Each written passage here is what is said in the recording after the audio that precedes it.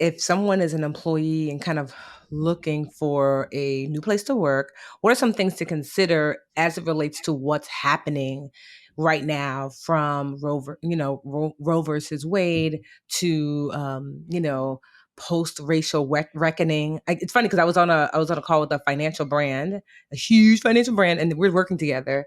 And I was like, "Can I ask something candidly?" They were like, "Sure." I said, "Why do you care about Black people all of a sudden?" Everybody was like, Yeah. I was on my Kanye because I was like, "What you gonna do? You gonna find another budgetista? You not? We gonna ask these real questions." And plus, it was Yeah.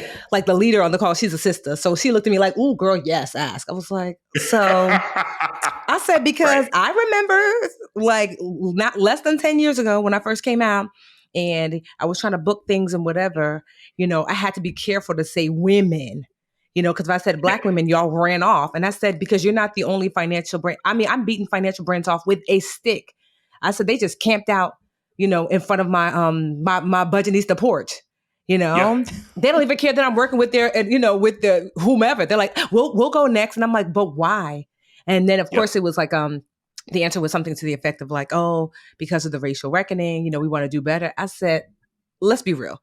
What is the financial benefit for helping Black and brown people? Because you're a company. You're not, I mean, y'all been down bad. So like for real. And so if, for folks who are like making decisions now about what company to work for, what are some things that they should be looking at as it relates to modern challenges that companies have to account for? Yeah, I think that you're absolutely right. And I think that the question that you asked that organization is spot on, right? And part of that is Black folks contribute 1.5 trillion dollars to the US economy every Mm-hmm. year, right? If just Black folks were a global economy, we'd be the 15th largest GDP in the world. Mm. Between Spain and Mexico is Black America, right? Mm. And so when you put that into context, that's companies are like, oh, wait a minute. And Black folks, particularly led by Black women, are demanding more of the people that we spend our money with. Mm-hmm. That's just point blank, period, right? I think that companies are reckoning with the fact that there's an empathy gap out there. Mm. People are disillusioned with church. They're disillusioned with government. They've been disappointed with all of these organizations and entities that have had such huge impacts on their lives. And they're thinking that the one place where I have some modicum of influence is now work. And companies are having to get religion around the fact that people are expecting them, employees and consumers are expecting them to have some sort of, moral impact, right? To be moral actors. And that's so new for most companies. And you're now seeing companies like figuring it out, right? Like you see a lot of companies that are saying, okay, Roe has happened. What can we do for the women at our company, right? Mm-hmm. We can't change the laws in the world, but what can we do for our folks? Well, what we can do is that if you need a reproductive health benefit that you can't get in your state, we're going to pay for your travel so that you can get that benefit and still be able, and we're going to look out for you. We're gonna look out for you, right? You're seeing companies now say, wait a minute, Black folks have, 30+% more student loan debt than their non-Hispanic white counterparts. It takes them a decade longer to pay it off.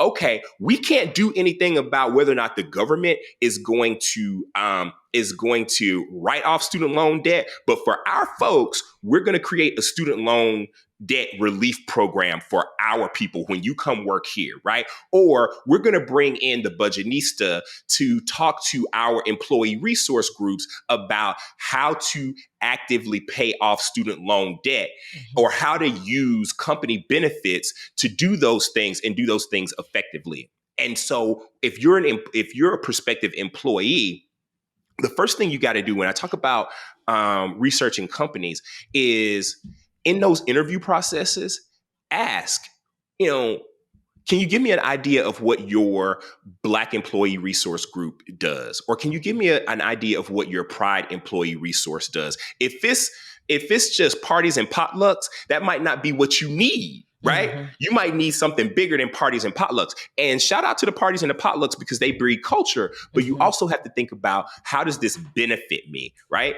Are there people in leadership who look like me? I've always said that if the senior most person in your organization of color in your organization is the D&I person, then you probably have a D&I problem, right? Mm-hmm. So you need to look across and see, are there people who are in management and leadership who look like me?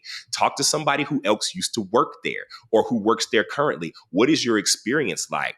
We have to do peer-to-peer mentorship and peer-to-peer information sharing as people of color primarily, much more so than any other group, because our experience is so differentiated when it comes to being at work.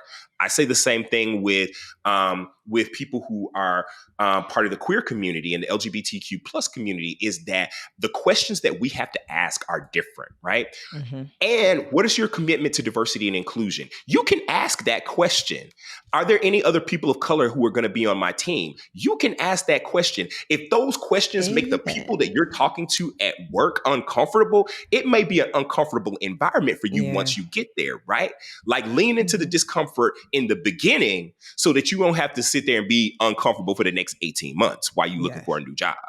Yeah. Thank you for saying that. And what you said about confidence, we have to be confident enough to ask for that. And also shout out to the employees who are asking their leaders right now the tough questions about, what are you going to be doing? Are you going to be rolling out any benefits, Yeah. similar to XYZ companies, to offer that, like you said, the reproductive care or healthcare benefits in other states, and like paying for travel to get access to those benefits.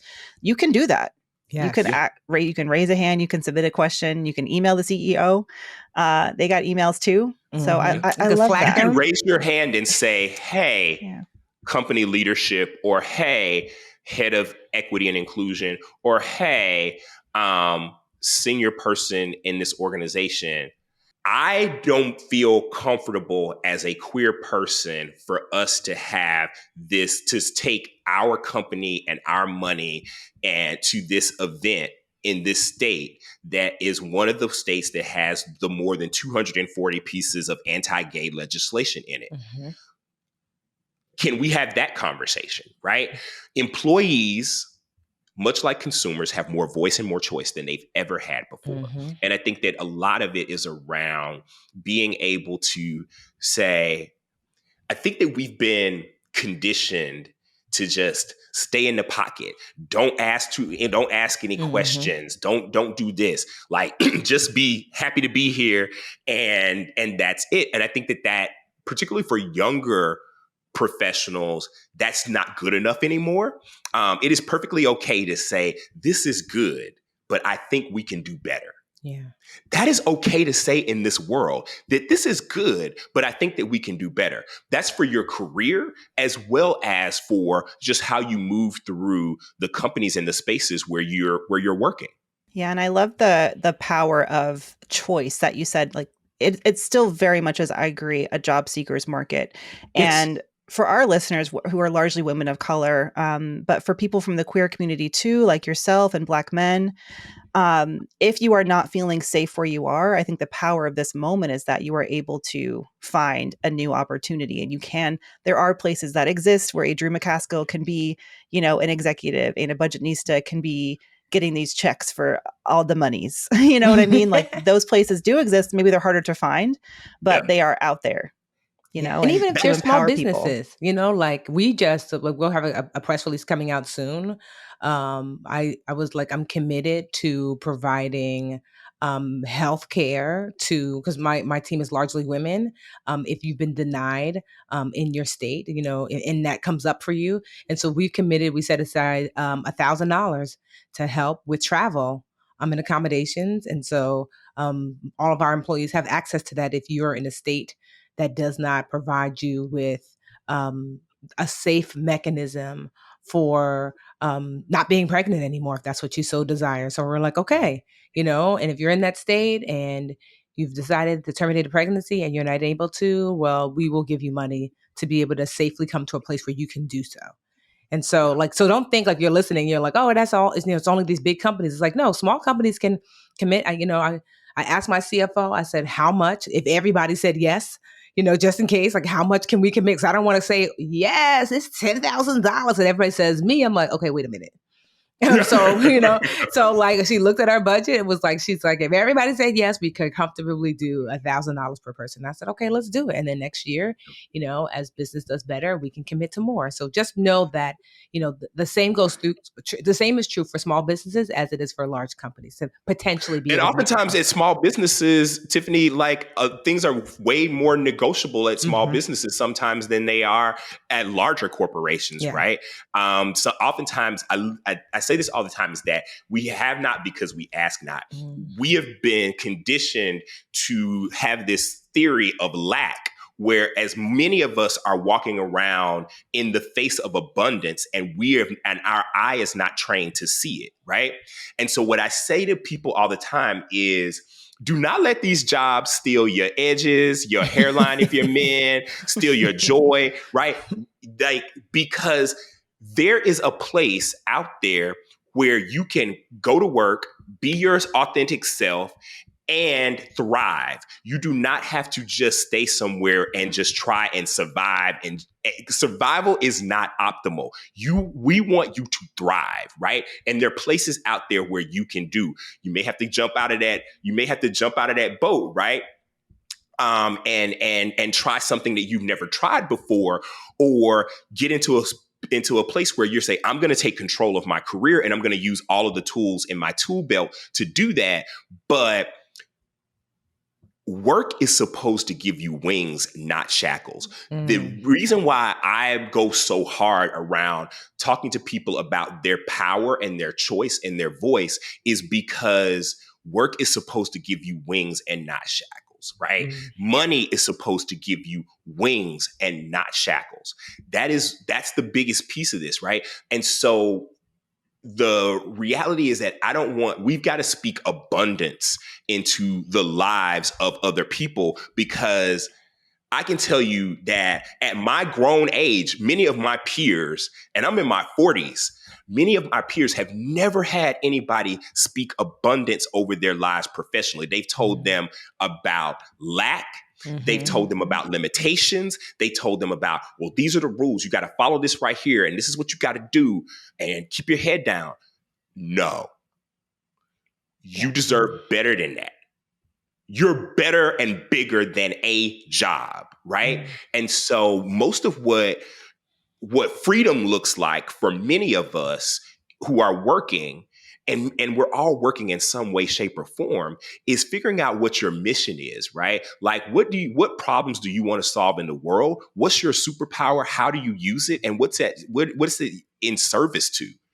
And that sounds lofty, but it makes all of your decisions so much easier about work and your jobs. And I say that plural because previous generations, where there was this thing that people just told you, get that good job and don't do anything to make them white folks mad at you, right? Yes. And that is the wrong way to think about any of this, right? Is your superpowers you can have 3 or 4 jobs if you lean into your mission and your superpower. If you lean into just, I got to do everything I can to keep this one job, managers will come and managers will go. Jobs will come and jobs will go. Most of the jobs that half of us have, especially in our 20s and our 30s, are vehicles and not destinations. Most of us don't need, there are plenty of folks in jobs that they really don't need to just set up shop and stay at that job forever. That job is probably a vehicle and not a destination. And we've got to do a mindset shift around it, because there is abundance around us. And that's up and down socioeconomic lines. That's across the board as it relates to people who are first line and frontline workers, as well as people who are in corporate environments. There's abundance out there. Please pass the plate, because I'm ready to put some money in it. Like, I feel like I've just been to a career sermon.